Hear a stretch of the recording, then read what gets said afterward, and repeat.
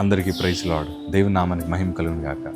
మరొకసారి మీ అందరితో కలిసి దేవుని మాటలు పంచుకోవడానికి ప్రభు నాకు ఇచ్చిన చక్కటి తరుణాన్ని బట్టి దేవుని ఎంతగానో మహిమపరుస్తున్నాను. మీరు అందరూ బాగున్నారు కదా. సో మీరు చాలామంది కామెంట్స్ చేస్తున్నారు, దాన్ని బట్టి ఎంతగానో ప్రభుని మహిమపరుస్తున్నాను. ఈ ప్రార్థన రిక్వెస్ట్లు కూడా దయచేసి ఆ కామెంట్ బాక్స్లో పెట్టండి. మేము అందరం కలిసి మీకోసం ప్రార్థన చేస్తాం. సో దేవుడు మీ అందరినీ దీవించుదురు గాక.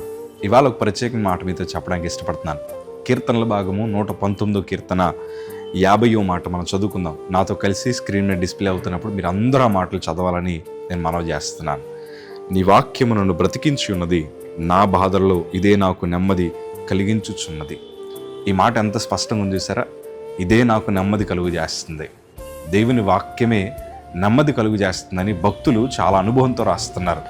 ఇవాళ వాక్యమే చీకటి బ్రతుకులను వెలుగ్గా మార్చగలదు.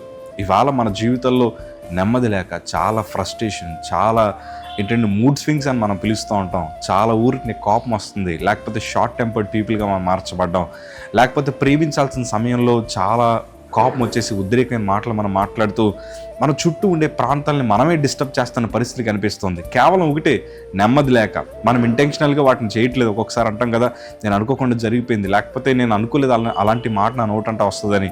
ఇలాగా వీటి వల్ల మనం చాలా నష్టపోతున్నాం. నెమ్మది లేక, సమాధానం లేక.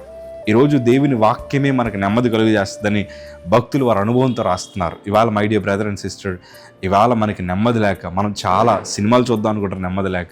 లేకపోతే స్నేహితులతో కాసేపు భోజనానికైనా బయటికి వెళ్దాం, లేకపోతే ట్రిప్ ప్లాన్ చేద్దాం, రకరకాల ఆలోచనలు కలిగి ఏవేవో డిసైడ్ చేసుకుంటున్నాం. కాదు, మనం ప్రభు సన్నిధిలో కూర్చొని దేవుని వాక్యాన్ని మనం ధ్యానించగలిగితే నీ చీకటి బ్రతుకును ప్రభు వెలుగ్గా మారుస్తాడు. అలాగే నెమ్మది లేని మన జీవితానికి ప్రభు నెమ్మదిని దయచేస్తాడు. అది నీ ఆరోగ్యానికి కూడా మంచిదే, నీ మైండ్ సెట్కి చాలా ఉపయోగపడుతూ ఉంటుంది. సో నువ్వు వర్క్ చేస్తున్నావు, చదువుకుంటున్నావు, లేకపోతే ఎన్నో పరిస్థితుల మధ్యన, సమస్యల మధ్యన మీరు ఉన్నారు. సో నెమ్మది లేకున్నారేమో, దేవుని వాక్యం చదవండి చాలు, దేవుడు మీకు నెమ్మదిని కలుగజేస్తాడు. God bless you. దేవుడి మాటలు దీవించుదురు గాక. ఆమేన్.